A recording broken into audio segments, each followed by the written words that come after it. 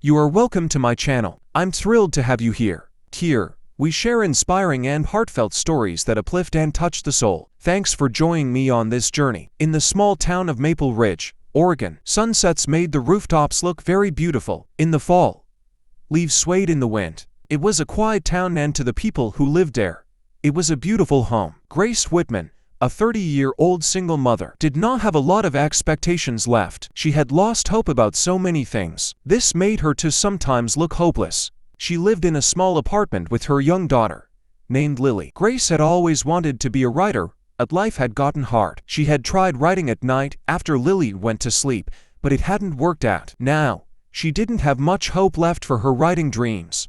Lily's father had vanished, leaving behind only a vague apology. Grace worked at a diner in the mornings, serving coffee and food to people. In the afternoons, she worked at a bookstore. When she wasn't working, she was taking care of Lily, reading her stories before bed and playing with her. Sometimes at night, when Lily was asleep, Grace looked at an old notebook with stories she had started writing but never completed it. Despite the travails of life, she kept hope alive. It was in the way she stayed kind when life wasn't okay, in how she tucked her daughter in every night and whispered, "We're still standing, baby."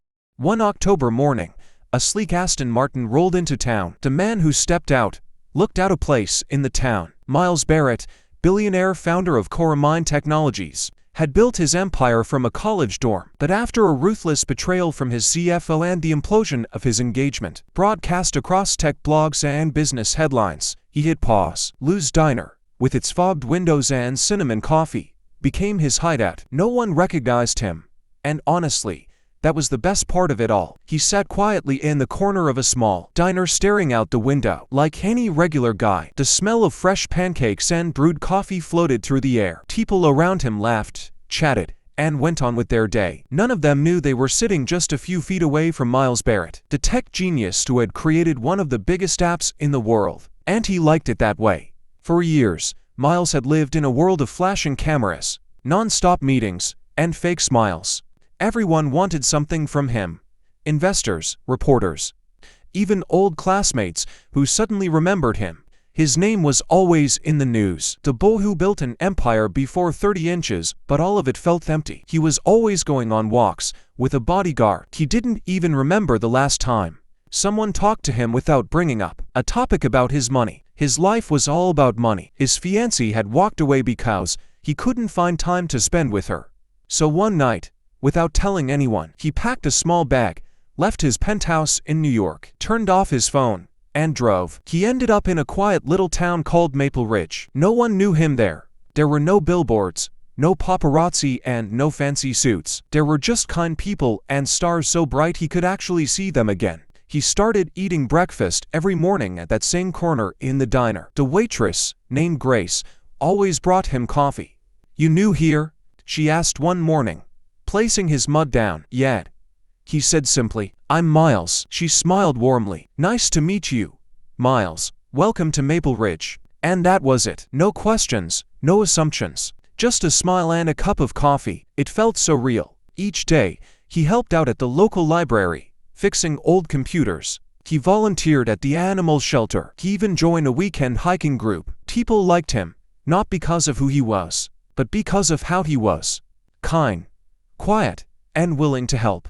One afternoon, while fixing a broken printer at the community center, a little boy tugged on his sleeve. "Are you a computer guy?" Miles chuckled. "Kind of. My tablet doesn't work. Can you help?" "Sure," Miles said, smiling. And he did. Word slowly spread in town that Miles, the quiet guy, was good with tech. Still, no one guessed the truth. And he didn't tell them. He didn't want to be Miles Barrett, the billionaire. He just wanted to be Miles.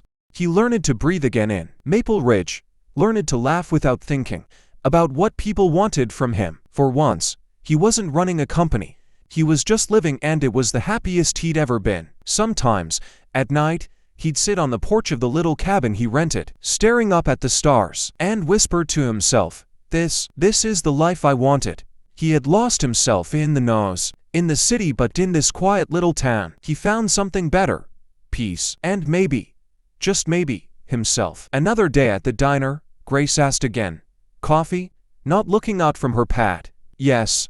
Please, he said. You traveling through or staying here now? Grace asked. He paused. Not sure, but I believe that I'm staying a while. Over the days, he kept returning, watching Grace navigate a demanding morning shift while balancing Lily's drones and leftover pancakes in her purse.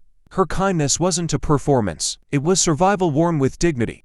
You're here again, Grace said one morning, pouring him coffee. Yeah.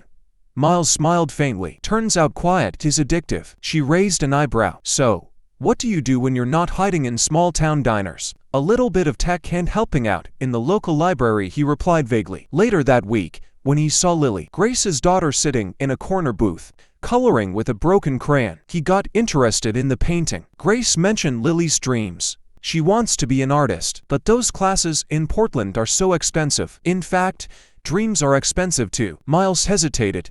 Would you let me sponsor her? I don't take charity, she said sharply. It's not charity, it's gratitude. For reminding me people like you still exist.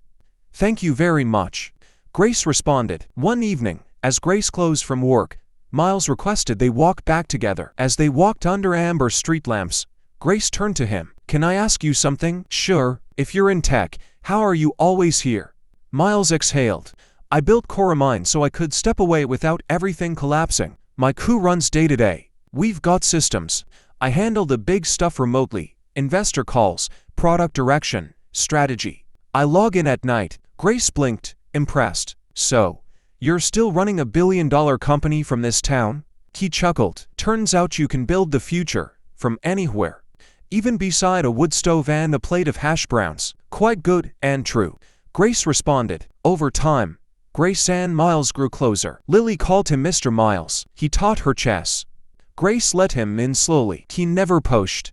He did not flaunt his wealth or allowed them to know much about him. But still, Grace sensed something more. Then came the day everything changed. It was a snowy December morning. Lou burst into the diner waving a magazine. Grace, you've been serving America's most eligible billionaire. On the cover was written, Miles Barrett, tech titan turns mysterious recluse. Grace stared. Her hands trembled. She'd trusted him, let him into her home. That night, when he came by, she stood at her porch with arms crossed. You lie. I didn't lie. I just didn't lead with the part where I'm rich and exhausted from being used. She looked away. You should have told me. I wanted to be seen for who I am, not what I'm worth. You gave me that. There was a long pause. You have a daughter, he added gently. You know what it means to protect something fragile. She didn't speak, but she didn't shut the door either. Months passed. Trust took work, but so did healing. Miles pleaded with her to allow him shower kindness on the people. He told her that it would help him feel better. Grace finally agreed after a lot of pleading from Miles. Miles invested quietly, transforming the land behind Lou's diner into the Maple House Initiative, a center for single parents offering free daycare, job training, mental health support, and art programs for children. Grace was at the heart of the project. She helped design every room. Lily's art decorated the halls. Sarah, the pregnant waitress from before, now had a job managing the books. One afternoon, a journalist from Portland visited. Grace overheard Miles say, I used to build apps. Now I build places that remind people they matter. 1 year later, on Christmas Eve, with snow settling like lace across the porch, Miles stood beside Lily beneath string lights. He turned to Grace and knelt with a small velvet box. Grace Whitman, you didn't save me. You reminded me how to save myself. I came here to disappear, but I found a life I didn't know I needed. A purpose, a home. Will you marry me? Not as a billionaire, but as a man who finally understands what love actually means. Grace, tearful, laughed through her answer. Yes. Miles, yes. Lily shouted. I get to wear a dress. Grace and Miles laughed in relief and they all hugged each other. We don't always find love in grand gestures or glittering cities. Sometimes it comes wrapped in quiet strength, a coffee cup, and a child's drawing. Miles thought he needed to disappear to feel whole, but what he really needed was to be seen. And Grace, she never stopped giving, even when she had little. In a world that often rewards the loudest voices, theirs was a story of hope, restoration, and authentic transformation. Let us always remember that hope is the quiet strength that keeps us moving forward, and grace is the gentle light that reminds us we are never beyond a new beginning. Thank you very much for watching. Don't forget to subscribe, like, and share with someone who needs a little light today. Thank you for being part of this graceful journey. See you in the next video.